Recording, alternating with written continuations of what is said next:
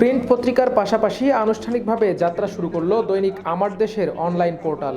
রোববার দুপুরে ওয়েবসাইটের শুভ উদ্বোধন করেন সম্পাদক ডক্টর মাহমুদুর রহমান। এ সময় উপস্থিত ছিলেন অন্তর্বর্তী সরকারের আইন ও প্রবাসী কল্যাণ উপদেষ্টা ডক্টর আসিফ নজরুল এবং গণপূর্ত ও শিল্প উপদেষ্টা আদিলুর রহমান খান। আমার দেশ অনুসন্ধানী প্রতিবেদন প্রকাশের পাশাপাশি নির্যাতিতদের মুখপাত্র হবে এ প্রত্যাশা ব্যক্ত করেন তারা। আমার দেশ আবার নবযাত্রা শুরু করেছে, পুনঃপ্রকাশিত হয়েছে। এটা খুবই একটা বিফিটিং ঘটনা এবং খুব আনন্দদায়ক ঘটনা। আমি নিজে আমার দেশ পত্রিকা পড়তাম, বন্ধ হওয়ার আগে আমার মনে আছে এটা বিপুল ভাবে পাঠক নন্দিত ছিল। কিন্তু আমার দেশ যেন অত্যন্ত আপনার অনুসন্ধানী রিপোর্টের দিক থেকেও অনেক বড় পত্রিকা হয়ে ওঠে। আশা করব আমার দেশ নির্যাতিত মানুষের মুখপাত্র হিসাবে তার অবস্থান ধরে রাখবে।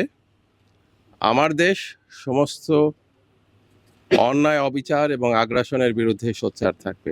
এ সময় সম্পাদক মাহমুদুর রহমান বলেন, পাঠক এবং রাষ্ট্র ছাড়া কারো কাছে দায়বদ্ধ থাকবে না আমার দেশ। পাঠক এবং রাষ্ট্র ছাড়া কারো কাছে দায়বদ্ধতা নাই, কোনো দলের কাছে নাই, কোনো ব্যক্তির কাছে নাই।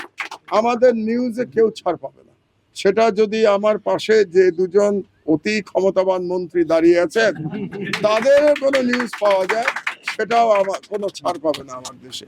উদ্বোধনের মধ্য দিয়ে পাঠকদের জন্য উন্মুক্ত করে দেয়া হয় আমার দেশের অনলাইন পোর্টাল।